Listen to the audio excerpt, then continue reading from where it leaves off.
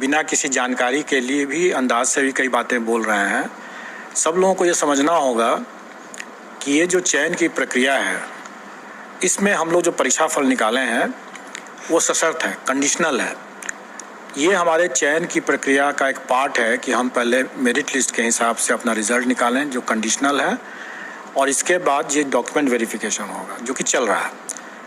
लोगों की ये शिकायत जैसे सुनने में आ रही है कि बहुत से फर्जी भी इसमें सम्मिलित हो गए हैं, तो इसी को तो बाहर करने के लिए डीवी चल रहा है। हम भी तो यही चाहते हैं कि जो फर्जी हैं वो बाहर हो जाएं, और इसीलिए वो डीवी चल रहा है। और डीवी के दौरान जो लोग गलत पाए जाएंगे वो उछट जाएंगे।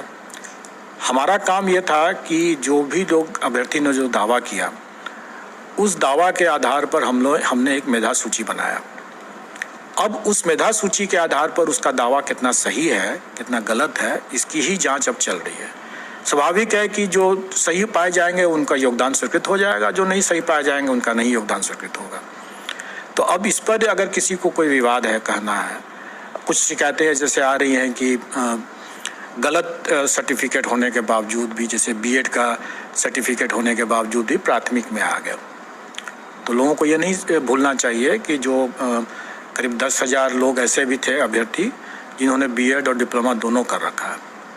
अब अगर किसी ने अगर गलत तरीके से अगर दावा कर दिया कि वो हमारा जो है बीएड है, डिप्लोमा है हम, और डिप्लोमा का सर्टिफिकेट उसका नहीं है, तो वो बाहर हो जाएगा। तो स्वाभाविक है कि ऐसे मामले जो होंगे वो छटेंगे। और सर, इस पे जो कई सारे सवाल हैं, पहले भी उसमें था कि डॉक्यूमेंट वेरिफिकेशन पहले हो जाए, फिर और भी जगह यही होता है कि जब एग्ज़ाम हो जाते हैं नियुक्ति से पहले एक बार वेरिफिकेशन होता है, और काउंसलिंग और ये सब चीज़ें अभी चल भी रही हैं। तो आखिर समस्या इतने बड़े पैमाने पर किस तरीके से छात्रों का जो, देखिए, आप लोगों को स्मरण होगा कि 9th-10th का और 11th-12th का हमने डॉक्यूमेंट वेरिफिकेशन प्रारंभ कराया था, और ये भी स्मरण होगा कि उस समय शिक्षा विभाग के पदाधिकारी किसी और कारण से उसमें सम्मिलित नहीं हो पाए थे। जो हमारे डॉक्यूमेंट वेरिफिकेशन का जो एक्यूरेसी है वो उससे प्रभावित हुआ था। उस समय आपको स्मरण होगा कि कई ऐसे अभ्यर्थियों अपने बात बोले कि उनका पार्शियली वेरीफाइड माना गया, क्योंकि जबकि उनके पास सभी दस्तावेज थे। तो क्योंकि डॉक्यूमेंट वेरिफिकेशन बहुत ज़्यादा एक्यूरेट नहीं हो पाया था, फिर भी हम लोगों ने कई मामले को, जैसे उस समय लगभग 16,000 अभ्यर्थी जो थे वो एब्सेंट थे। 500 अभ्यर्थी ऐसे थे जिनका कि डॉक्यूमेंट असत्यापित हुआ, मतलब कि वेरीफाइड नहीं हुआ, गलत पाया गया। ऐसे जो भी मामले थे उनको हम लोगों ने यहाँ पर चेक किया, अपने पोर्टल से अपने आवेदन जो उन्होंने जमा किया था उसके साथ जो दस्तावेज जमा किया तो उसको चेक किया। उसमें से हम लोगों ने पाया कि कई ऐसे मामले हैं जो कि वाकई में गलत हैं, उनको छांट दिया। जैसे हम लोगों ने बड़ी संख्या में लोगों को यहाँ से छांटा भी है। पार्शियली वेरीफाइड में भी हम लोगों ने देखा कि कुछ मामले ऐसे हैं जो कि वाकई में जेन्युइन हैं या उनको बेनिफिट ऑफ डाउट दिया जा सकता है। ऐसी परिस्थिति में चूंकि इतने बड़े पैमाने पर हो रहा है सब कुछ, इसलिए हम लोग डायरेक्टली डॉक्यूमेंट वेरिफिकेशन नहीं कर सकते हैं। हम लोगों को कहीं ना कहीं सरकार के पदाधिकारियों और शिक्षा विभाग के पदाधिकारियों की मदद ले करके ही इसको संभव हो सकता है, जो कि हम लोग कर रहे हैं। हम लोगों ने मेरिट लिस्ट के हिसाब से जो लोग सफल हुए उनका हम लोगों ने सशर्त रिजल्ट दिया। डॉक्यूमेंट वेरिफिकेशन में जो भी गलत पाए जाएंगे वो हट जाएंगे। हम लोगों ने तो ये भी कह रखा है कि भाई जो डॉक्यूमेंट वेरिफिकेशन में अगर गलत पाए जाते हैं और अगर वो कदाचार की श्रेणी में आता है, मैं आपको उदाहरण दे सकता हूँ। जैसे अगर कोई दिव्यांग अभ्यर्थी अगर दिव्यांगता के आधार पर उसने परीक्षा दिया है और कल को अगर वो इसमें डॉक्यूमेंट वेरिफिकेशन में पाया जाता है कि वो दिव्यांग नहीं है, तो अगर वो अपने मेरिट पर भी अगर वो आ जाते हैं तब भी हम उसको कदाचार की श्रेणी में मानेंगे। क्यों? और इसका हमने अपने उल्लेख नोटिस में भी कर रखा है। ऐसा इसलिए कि दिव्यांगता के कारण से उसे परीक्षा में करीब 40 मिनट एक्स्ट्रा मिला था, प्रति घंटा 20 मिनट एक्स्ट्रा मिलता है। तो उसने तो 40 मिनट एक्स्ट्रा मिल करके तब इसने वो मेरिट हासिल किया है, तो स्वाभाविक है कि उसने गलत किया है वो, तो उसको कदाचार की श्रेणी माना जाएगा। और वैसे केस में उसको न केवल इस परीक्षा से बाहर किया जाएगा बल्कि आगामी परीक्षाओं से भी वंचित किया जाएगा। इसी तरह से अगर कोई अभ्यर्थी अगर गलत दावा करके अगर अपना देते हैं और बोलते हैं कि हमने तो डिप्लोमा कर रखा है और डॉक्यूमेंट वेरिफिकेशन में अगर वो डिप्लोमा नहीं मिलते हैं तो डॉक्यूमेंट वेरिफिकेशन में वो बाहर किए जाते हैं और उनको गलत बयानी के लेकर हम लोग उन पर कार्रवाई भी कर सकते हैं। उसी तरीके से अगर किसी ने अगर अपना STET का सर्टिफिकेट दिया है कि 2019 का और वो बिहार के बाहर के निवासी हैं, तो अब ये कहना कि चूंकि वो बिहार के बाहर के हैं इसलिए उनका STET का वो सर्टिफिकेट गलत हो गया, तो ये तो अनुसंधान का विषय है। अभी मैंने कुछ लोगों से बात करते हुए हम लोगों ने पूछा उससे, अब कुछ शिकायत लेकर आए थे तो हमने पूछा भी कि जो जिसकी बारे में आप चर्चा कर रहे हैं क्या 2019 में ये लिखा हुआ था कि बिहार के स्थायी निवासी होंगे कि बिहार के निवासी होना आवश्यक था।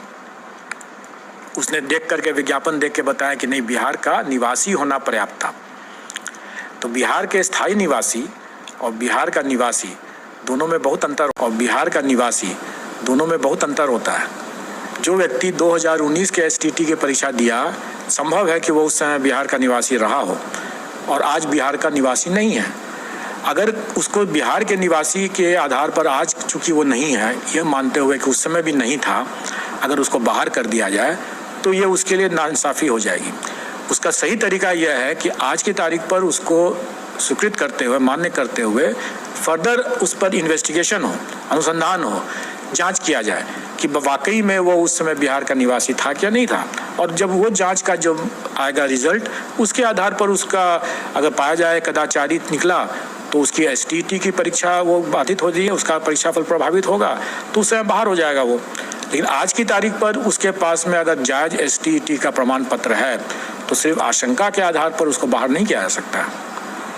तो जो काउंसलिंग हो रही है डिस्ट्रिक्ट्स में, तो ये उम्मीद कुछ बच्चे रख सकते हैं कि जो अगर वहाँ पे कुछ गलत होता है तो जो वेटिंग लिस्ट के जो लोग हैं उनको चांस मिल सकता है। बिल्कुल, हम लोगों का हमेशा से ये प्रयास रहा और ये पूर्व की परिपाटी भी रही है कि जब भी हम डॉक्यूमेंट वेरिफिकेशन करके सरकार को लिस्ट देते हैं, चूँकि उन सब मामलों में हम लोग सीधे अपना डॉक्यूमेंट वेरिफिकेशन कर लेते हैं, छोटी संख्या रहती है। इसमें चूँकि बड़ी संख्या है इसलिए डॉक्यूमेंट वेरिफिकेशन अब सरकार के स्तर से वहाँ पर हो रहा है।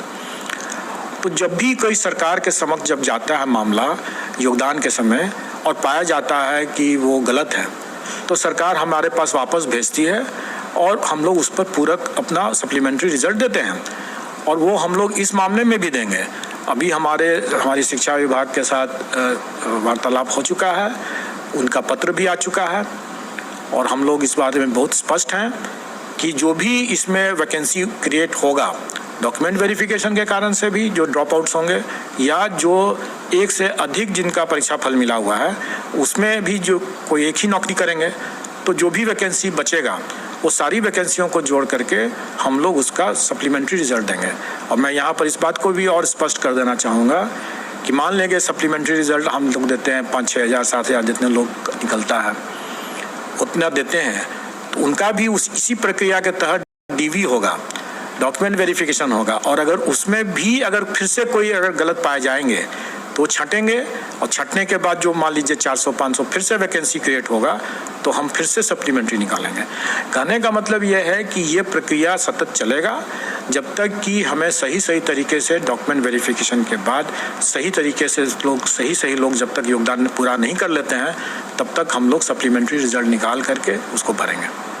एक छोटी सी और बातें हैं, जो कंप्यूटर साइंस के जो परिणाम थे उसमें कुछ जो देरी हुई थी, इसको लेकर जो अभ्यर्थी थे उनके मन में कई सवाल था। जब परिणाम आ गए तब वो कई सवाल खड़ा कर रहे हैं और कुछ लोग अभी BPSC के गेट के बाहर भी कुछ लोग हैं, बच्चे जो हैं वो अपनी बातों को लेकर या प्रदर्शन या तमाम बातें, तो वैसे बच्चों को थोड़ा जो भ्रांतियाँ हैं या फिर उनके मन में जो शंका है उसको थोड़ा अपनी ओर से दूर कर दें।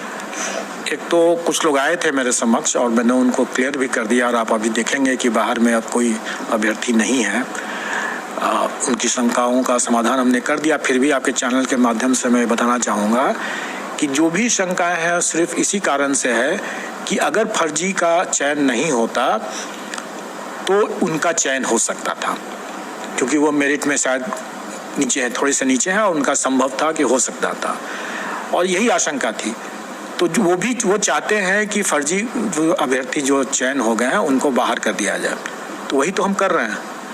आखिर डॉक्यूमेंट वेरिफिकेशन का प्रोसेस भी तो इसीलिए है ना कि जो फर्जी जो कर चुके हैं, जिन्होंने जो दावा किया, हम उस दावा के आधार पर हम लोगों ने किया और उसका मेरिट लिस्ट बनाया, और अब हम उसका सेकंड फेज में उसका डॉक्यूमेंट वेरिफिकेशन चल रहा है।